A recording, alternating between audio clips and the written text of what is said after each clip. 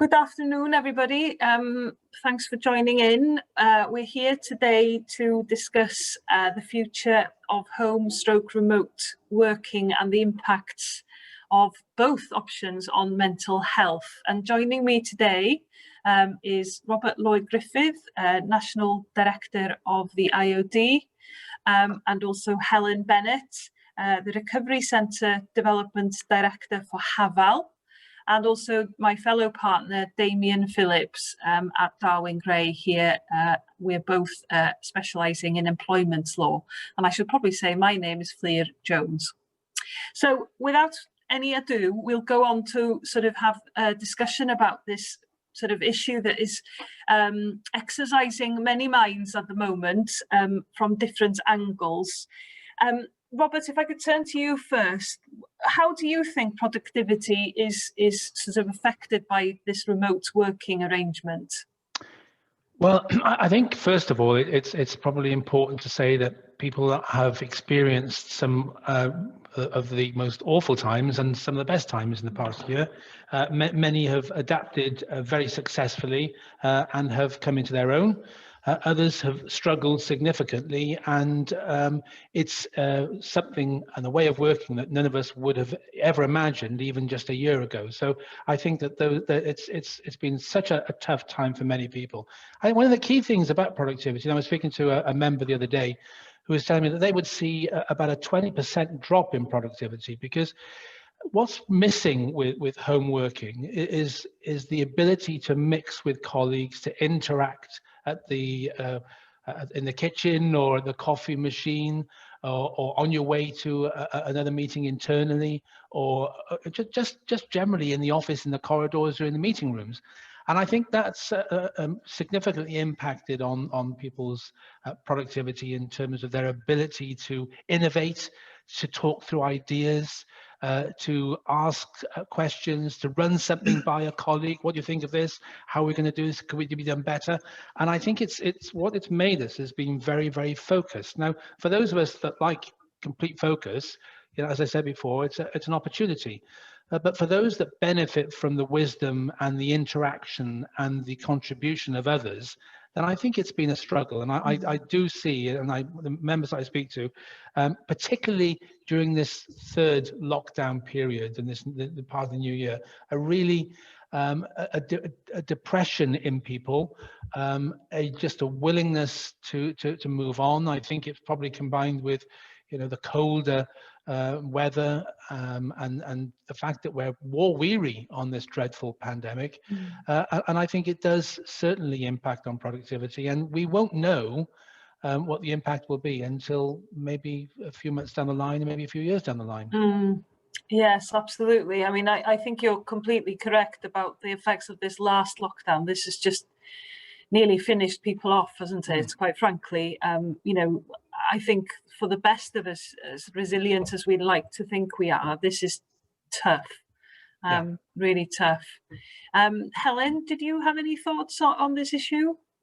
Yes, I think for the first lockdown, I think for some people increased productivity, but I think but there was a downside to that, because information we're getting from people we're in touch with are that they struggle to know when to stop working, because there's always something more you could do. But now there's been seems to have been a decrease perhaps, and some might be experiencing burnout. So that's what I would, you know, say really from the second lockdown. And it's also around how you manage people's performance and their output, and how that, you know, has been impacted on as well, because there's no benchmark. You can't measure anything that people are doing really. And because there's no way to actually talk to colleagues and to have the mentoring and all of those kind of things that are really important. I agree, and that actually leads me on to my next question. Damian, maybe you'd like to come in on this. You know, it's absolutely, there's a lot of burnout out there at the moment, and obviously for younger colleagues there are particular impacts, I think. What do you think about that, Damian? You know, what's the effect been on developing people who are sort of more junior and coming up through the ranks? Well, I think that has been a big impact. I mean, Robert touched on it earlier about the collegiate atmosphere and the ability to discuss issues. And, you know, as we know, as lawyers, one of the best ways to learn as a junior lawyer is sort of through osmosis, by listening to those who are around you, observing them, picking up the good habits, hopefully not picking up some of the bad habits. So that, you know, that is a significant issue, because when a junior person is at home, then it's very difficult for them. They're not going to learn in that way. It's more difficult to supervise them. And I think it could impact on their confidence. So I do think it's important to get them back into the workplace where possible. And also, just from a practical issue, I think it's very easy to forget when you're older. A lot of people will be living in their own homes, whereas a lot of younger people are living in shared accommodation. And very difficult for them to find a quiet workspace to work in. They don't have that privacy. They don't have necessarily the best equipment and so on, proper workstations. And again, that can impact on their ability to do their job properly.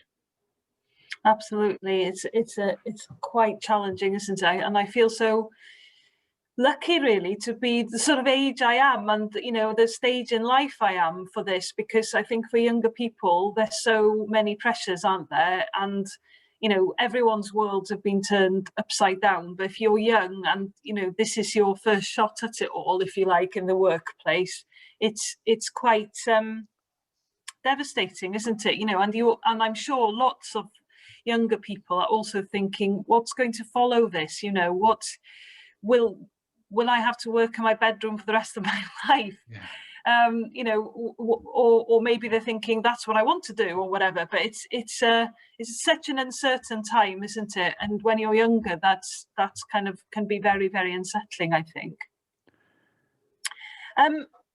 What about talent development, Robert? Do you think the general downturn in employment means that talent will not be spotted in the same way, or? Well, I think so. I think it's an issue. I really do think it's an issue. I think the uncertainty and the unsettling nature of what we're going through, and most particularly the younger colleagues, and I think Damian is absolutely right. They learn through osmosis. You know, I still think of former colleagues when I'm writing letters and things. What would he have done? What would she have done? And I can pick out 10, 20 individuals throughout my career who had a major impact on my working life, and you know, and your life as well, because you know, you learn from by example, and I think that's really important. And I think it must be stressed. I think the development, the mentoring opportunities, the coaching opportunities, the visibility of peers, and doing it a different way, and seeing how good people are and how perhaps not to do things is really, really important. And I don't think that can be underestimated.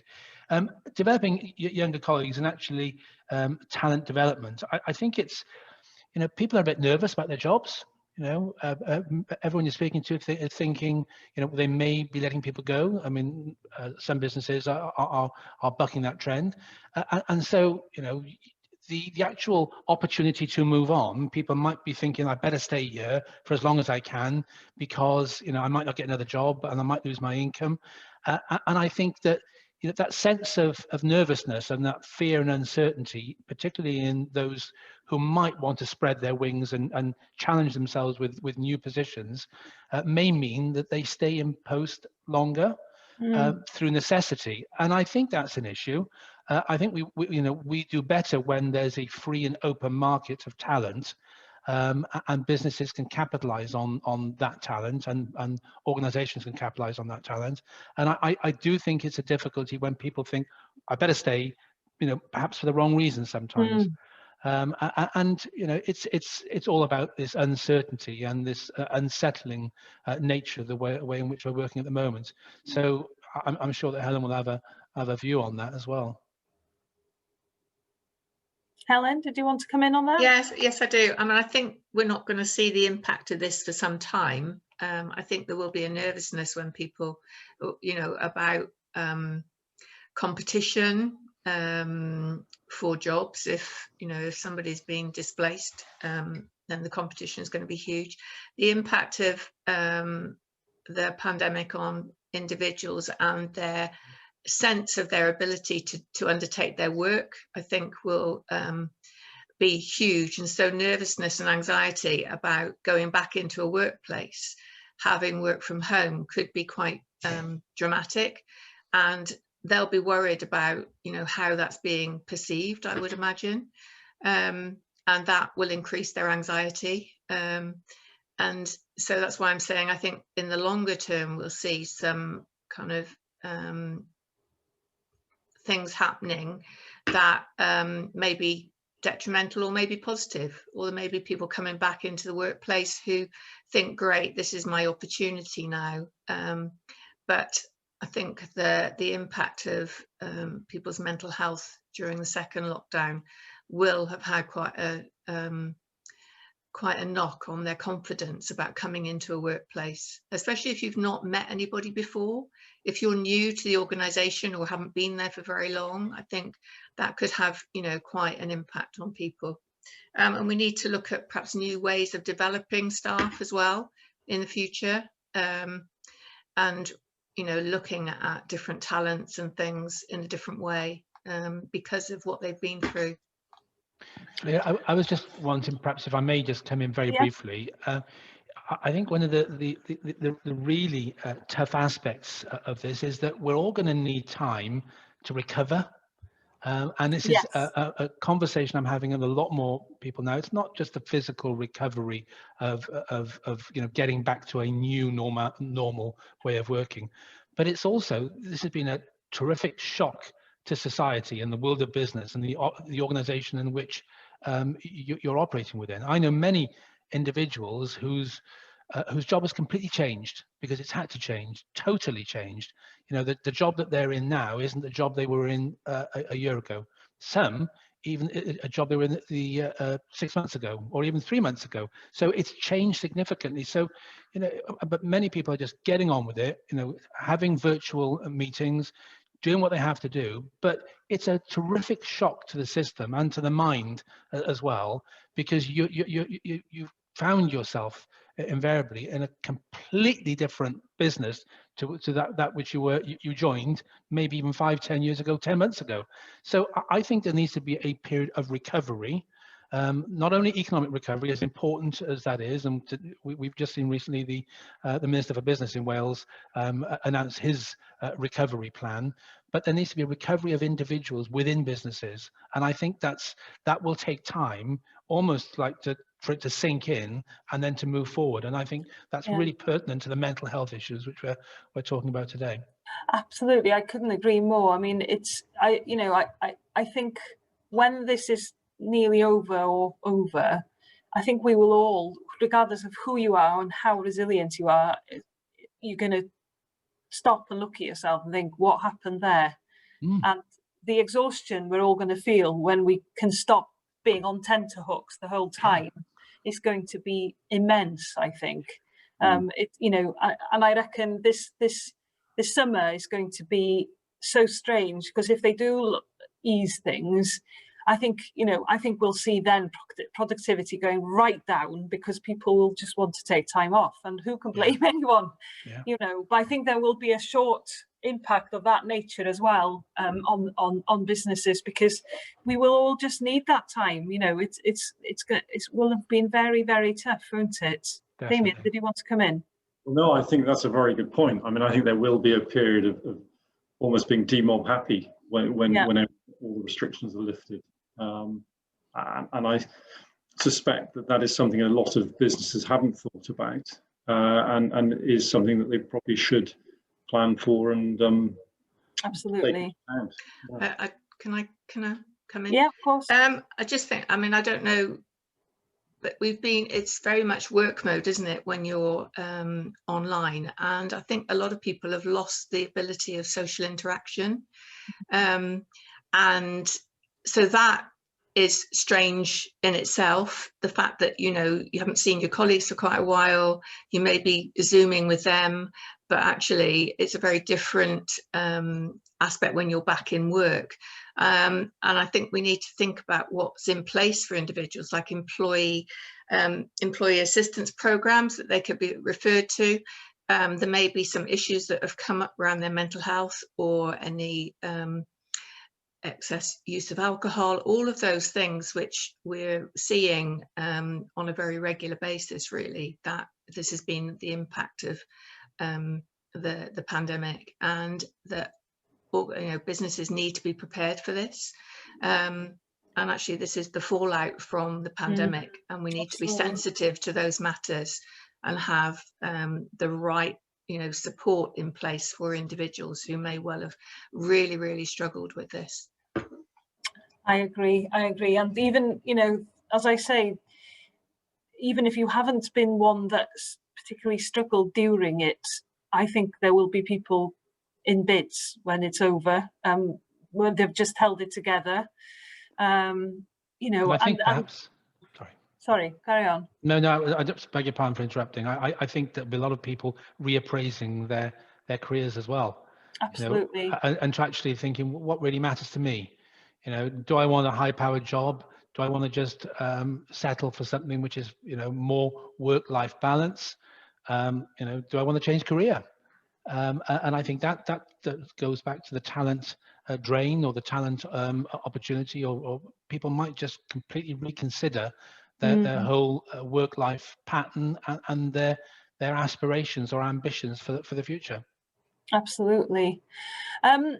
So coming back to the here and now, so we're talking about coming out to it because we all can't wait for that to happen, regardless of the fact that it's going to be tough when that does happen. But at the moment, what, you know, with everyone working from home, Damian, what do you think are employees' obligations to the employer?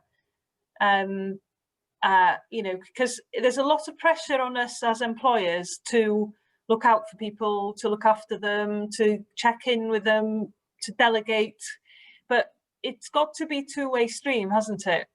It does, and I mean, I think in short, the obligations are the same as if they were in the workplace. A lot of it will be governed by the contract of employment, sort of stipulating what duties are and so on. So that, you know, there's an implied duty of fidelity to act in good faith. And it may be very easy for employees when they're sort of out of sight, you know, the employer's out of mind, they feel they can behave in a different way.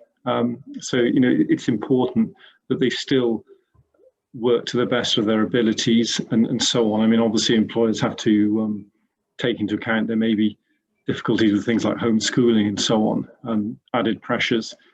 Data protection is obviously a big issue with remote working. GDPR and making sure there are no data protection breaches. I'm aware of one incident where an employee, you know, best of intentions, took a sort of photograph of her home working station and put it on social media. And on the screen was some confidential information relating to a client. You know, obviously that's a big no-no. It's a very easy mistake to make. But those are the sort of messages that employers need to reinforce to their employees as well, to make sure that doesn't happen. It was an innocent mistake, but could have potentially quite serious consequences. Absolutely. It's the type of thing that makes us all shudder, really, isn't it? Do you think? Interested in having your views, the three of you, really, about what do you think the future will look like with this home working mechanism? Do you think it's here to stay? There's a very interesting article on the BBC website today about Goldman Sachs' boss saying everyone back as soon as we can, which I think I have some sympathy with. I don't know what your thoughts are. Shall I go? Yeah, Robert. First, I think that we are creatures of habit, and that there's an argument which is say we will revert to type. I think in reality, I think it'll be a blended approach. I think that responsible employers will look to do the right thing, and they'll consider the mental health of the individuals. And of course, let's not forget there are some businesses where work is a place of safety. And I have been speaking with members who are large employers, and work is a safe haven, from abuse, from mental and physical abuse, and children sadly have suffered during these past few months. So, it'll be what's right for the business, but I think businesses and responsible business leaders will look at doing the right thing. And I guess, and if I was a betting person, then I think that it'll be a blended approach, a bit and trial of maybe a couple of days working in this environment, a couple of days working within the business as well. And of course, and Damian and you, Fflur, will know, what the business needs are as well. Being mindful and cognizant of what the business requirements and how best to do your job. Of course, people can't work from home if they're in the hospitality sector. And those of us who are fortunate enough to have been able to work from home during the recent times will take a view, I suppose, working with employees and employers as to how to best manage a return to work and best manage a workplace home base balance. So I think a lot of conversations will be taking place over the next few months and years ahead. I agree. Yeah, thank you, Robert. Helen, did you have thoughts on this? Yeah, I think obviously communication is really important with employees and being open and honest about the situation, but that's a two-way process. So if individuals are struggling, working, home working, or being back in the workplace, then those negotiations need to be had. And there needs to be some honest and open conversations about work-life balance and how you can actually work from home sometime and then come in. But if you've been isolated for that period of time, then it will be a very difficult transition. And so those discussions need to be had really in a very sensitive way. And from a well-being perspective of the individual, I think that's the approach that has to be taken for everybody really, is looking at people's well-being and what is best to support them in that. Because there will, as Robert has said, a lot of difficulties that people have been managing at home, and it may be a relief to come back into the workplace, but also worrying then if what's going to happen when you do go home. So absolutely, Damian. Yeah, it's an interesting one. I mean, I think there is a danger of it being a case of the grass is greener, and when we had the first lockdown, everybody went home and there was a real novelty to it, and I think the initial impression was that everybody said, this is great, I'm going to do this for the rest of my life. And as time has gone on, I think more people are realizing there are difficulties with home working. And I think Robert is right. It'll probably end up being some sort of blend. And I think it's going to take time to work out what the sort of level of that blend, the percentages, what's going to be best. I mean, I think it has demonstrated to employers that people can work from home more than they had realized and appreciated, and perhaps it is easier. But also, I think a lot of employers have realized as well that actually it's not all that it's cracked up to be. So I think getting that balance between some home working and workplace working will be the way forward, and hopefully that will just create the most productive environment for everybody. Absolutely. I mean, I think it's interesting because some businesses have approached it on the basis that it's a sticking plaster. So the job has been kept, people's work has been completed, but the extra bits such as pushing the business forward, appraisals, those type of things haven't been happening because they just can't wait to get everyone back together again. But then there are other organisations who have been much better, I think, at adapting altogether for this type of thing. So I think also it will be a bit of a sector by sector approach to it. And also, obviously, there's huge supervisory requirements for younger people, which I think will have to play a big part in deciding how much time people get to spend remotely working. when there is, you know, no call to do that, basically. So I think it's going to be very interesting, but I just think it's something to pause and to be careful about rather than rush into anything, is my view on it. But anyway. I think it's important for the Wales economy that we recognise that 98% of all businesses are micro businesses, employing under 9 people. So I think sometimes we've got to look at the business side and the sector in which they're based as to whether or not it's feasible to work from home for long term. Yeah. And whether it's appropriate. So, you know, I think your point about, you know, let's look at the individual types of businesses, the sizes, the sectors in which they are, as to what the right thing is, and also, you know, what the mental health issues would be for either working solely at home or working in the office. So I think it's a very complex approach that's going to be required, but no doubt looking at it from a legal perspective and making sure that they take the advice of Darwin Gray and understanding what the important ways of being and your responsibilities are to your employees if you're a business owner. So I think you know, my advice would be to take the professional advice, to understand what the parameters are, what the limits might be, but to be sensible in the approach that you might take as a business and a business leader. Absolutely, it's about knowing your business inside out, basically, isn't it? So in terms of, obviously, we're back in the here and now, and we are still very much in lockdown.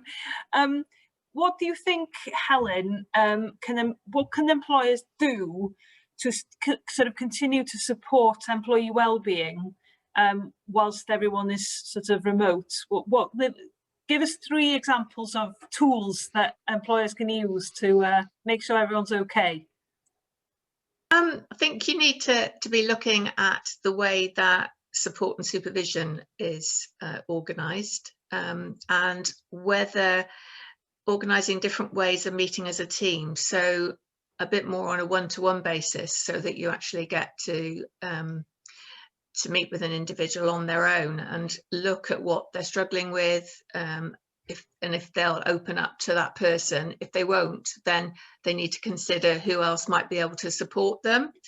And coaching and mentoring programs that can be done online with support.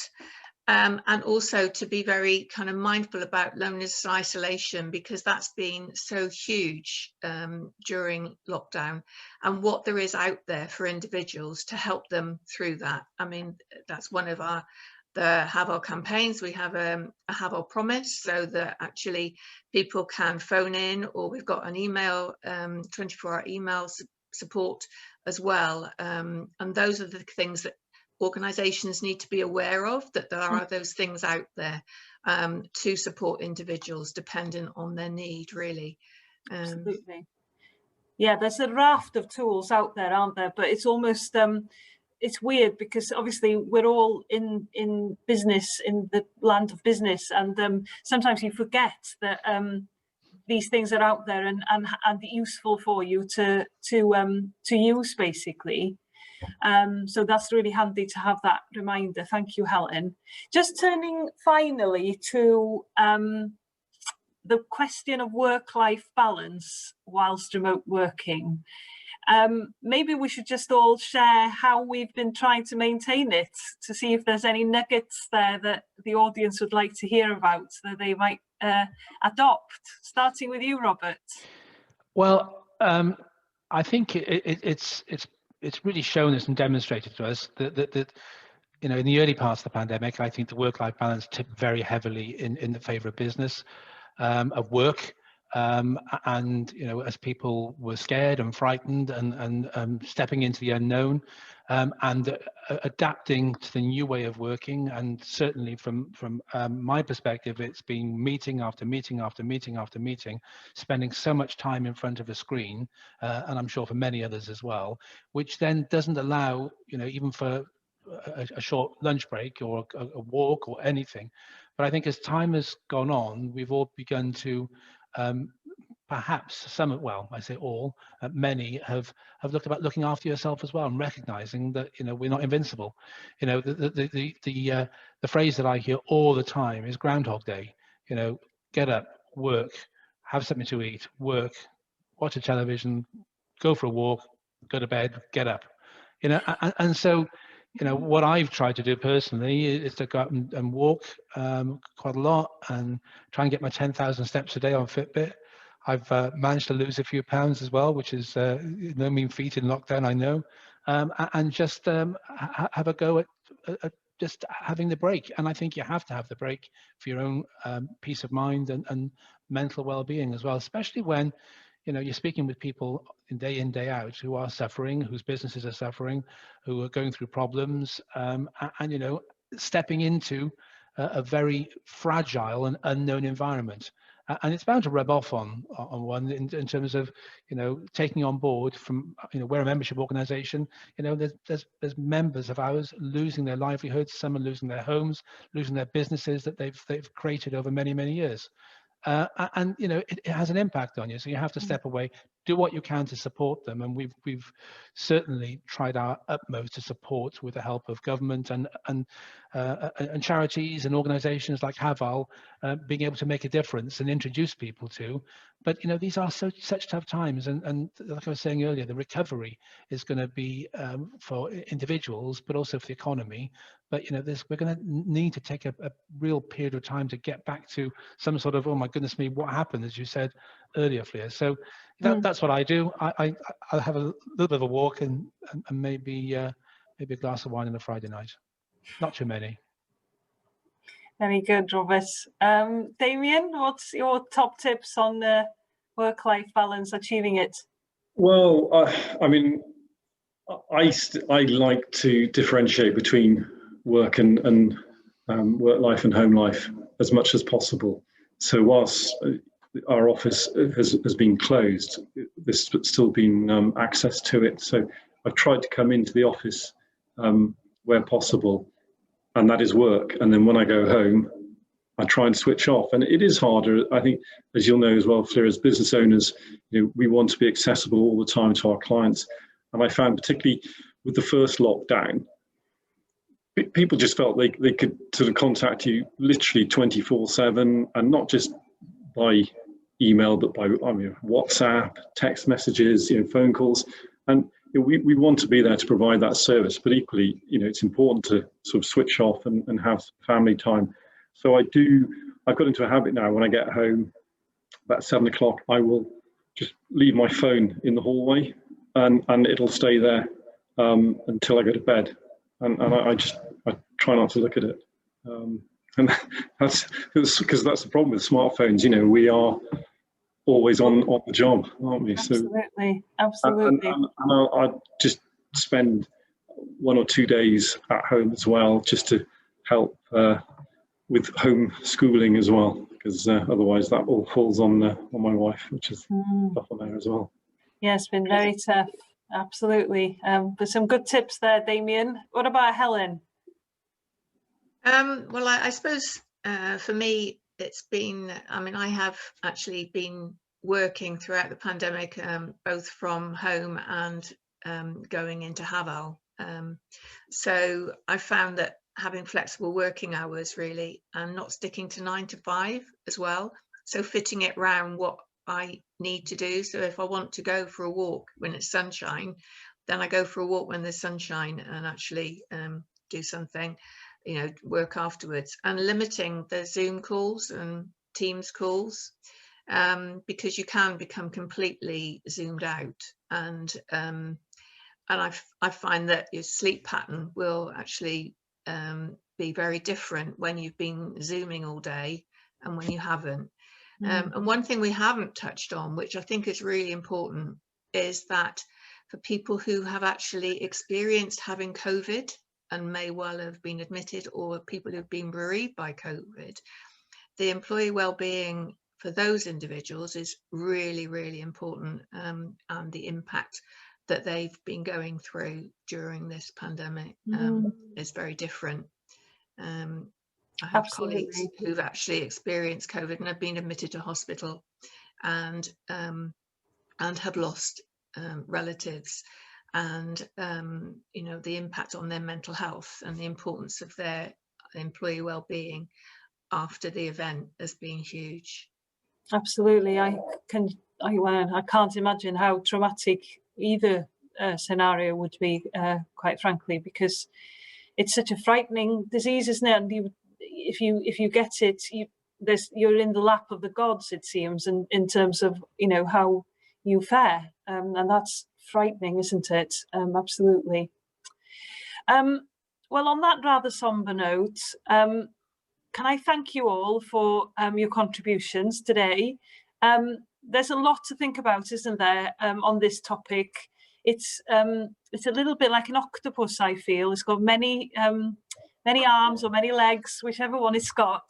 And there's lots for employers to think about in terms of, you know, what the future holds. I think we need to think about it as a sort of, we're in the here and now, which is dealing with lockdown, how we deal with the short, medium term, which is going to be people recovering from the effects of it, including, as Helen says, people who've actually had it or who have lost loved ones. But also then post that, you know, what's the world going to look like? What's the workplace going to look like? And, you know, how fragile will many of our employees' mental health continue to be? So I think there's a lot there to think about in the, you know, for employers, and hopefully some of the things we've talked about today will have helped everyone on their way of addressing these issues. So unless any panelist has any more comments. Well, I just thought maybe to end on a light note, you know, things will improve, things will get better. The human being has a terrific resilience of recovering, and with the help and support of organizations out there to offer help and support, and responsible employers working together, and the professional advisors that they wrap themselves around with to give good, solid, helpful advice, you know, businesses will get through it. Businesses have a way of getting through it. Individuals have a way of getting through difficult times, and you know, we look forward to those good times. So let's say a lot of positive, because Absolutely. there's a lot of good out there as well. And that's the thing, isn't it? Actually, you know, we should all pat ourselves on the back for having got through it so far. So, you know, well done us. There you are. Thank you very much, Lovely to everybody. see you. Thank you for your Thank you, contributions, and hope to see you in the flesh sometime soon, or this year anyway. Thank you for inviting us. Thank you. Thank you. Goodbye. Bye now. Bye-bye. Well, take care, everyone.